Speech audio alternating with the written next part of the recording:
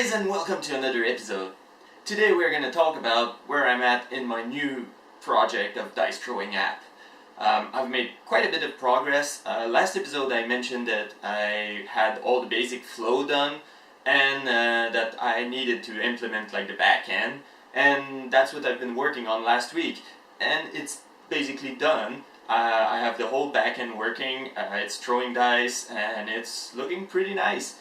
And that's exactly where I want it to be at. That's basically exactly a copy of the prototype I've made. But that's not quite ready to release yet, because the prototype is all nice, but I want something that's going to be a little bit different and a little bit more than just throwing simple dice. So I had a couple of ideas that I put in Trello that included presets to be able to throw dice even faster with just one button click. I want a history to be able to see the previous throws and maybe like later save them as a preset.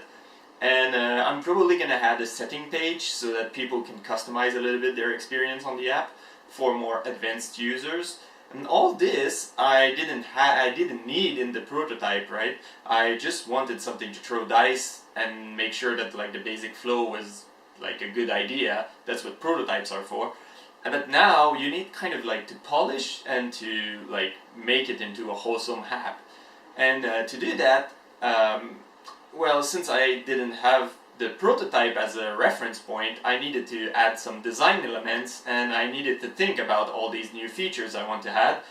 Mostly what I need to put them in, where I want them, what kind of layout I want, what user experience I want to do with that.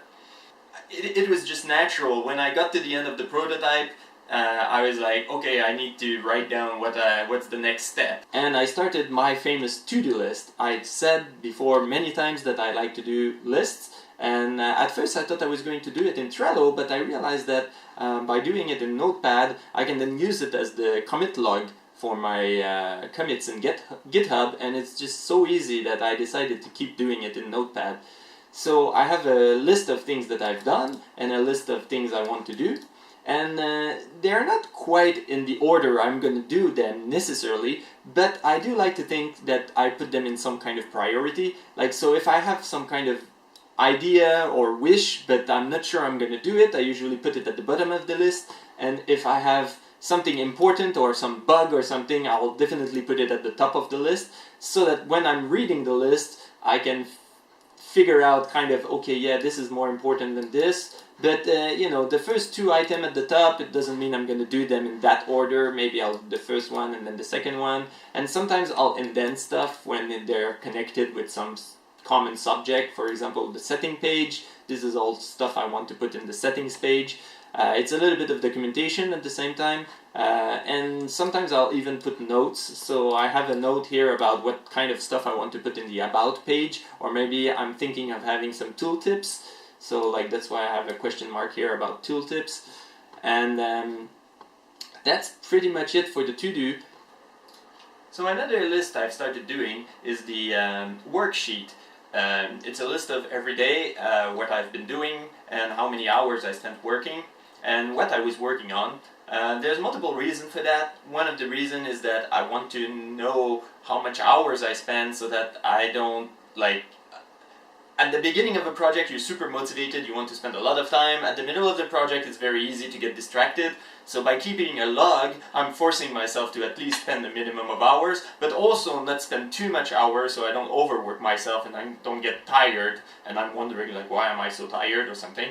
And also, I sometimes will put stuff unrelated to work, what I've been doing that day, so that I can know like, oh, okay, I'm spending a lot of time like going to the supermarket or getting up to get some tea or something. Maybe I can optimize that, maybe I can prepare beforehand so I don't lose focus and all that stuff.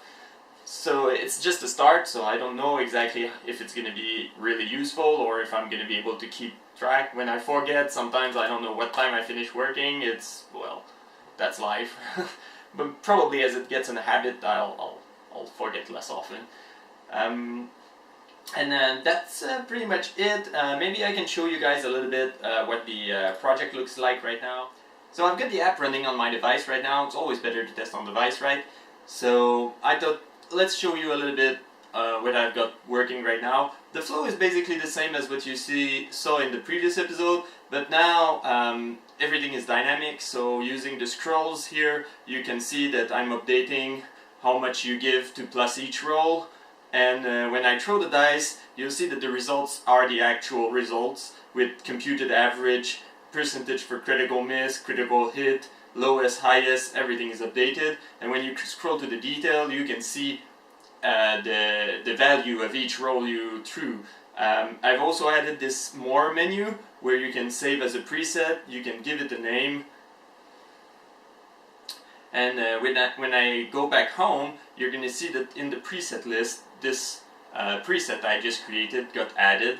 I'm not quite sure about the design right now of the preset list. I don't really feel like it fits in the design of the rest, but for now it's working. I'm still processing that. I mean, I can come back to it anytime.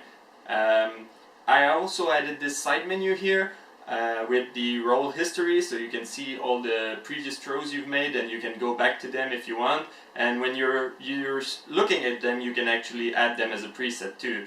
And I've also added the manage preset page where you can order your preset and you can delete them if you want. And of course you can see also that I've added the settings and about, but these pages aren't done yet, so that's something I still need to work on. All the swipe commands are working, which is pretty cool, but that's all thanks to Framework 7. So right now that's pretty much where I'm at. And here we are inside the code. Code-wise, it's pretty much a lot of JavaScript. I mean, the HTML was already mostly done. What I did is sometimes I had to add some IDs or some class of CSS to do the stuff I needed. But most of it was done in JavaScript. One thing I started to figure out is how Framework 7 uses events. It's mostly either you can use IDs or CSS, but it seems to work better with CSS. So you just add a class that will identify the object you're clicking on or the object you're interacting with, and then you register on its event. So there's a couple of different events. For example, there's this sortable sort when you're sorting the preset list, and there's also the one I'm using the most is click on basically anything that's a href or a button. And I made a little method here that's basically dividing all the clicks based on the class it is. So if I have the class add role, then I know that I need to do an add role, and if I had the class role preset, then I know I'm rolling a preset. So I go get the name of the preset and I just navigate to the result page. And it's been working really well, and as I understand it more and more, I'm starting to organize my code a little bit better. So as you can see, like all the process clicks are here. There's still a whole bunch of events at the end, at the beginning, at the end of the page, in the initialization method. There's still a lot of events that maybe don't belong there or should be sent into their own method, but for now it's a simple app. I'll just keep it like that. If you want to see more, I invite you to go have a look at my GitHub page where you'll be able to see everything. I'll put the link in the description below. Also, if you like this episode, please subscribe, like it, or leave a comment if you want to tell me what kind of stuff you'd like me to do, what kind of stuff you'd like me to show more. Do you want to see more code? Do you want to see more of the dice throwing app? Or do you want me to talk more about like design in general? I'm trying to do all of this, but if there's some subject that you're more interested, or if you have some questions, leave a comment, like, subscribe, and see you in my next episode, guys.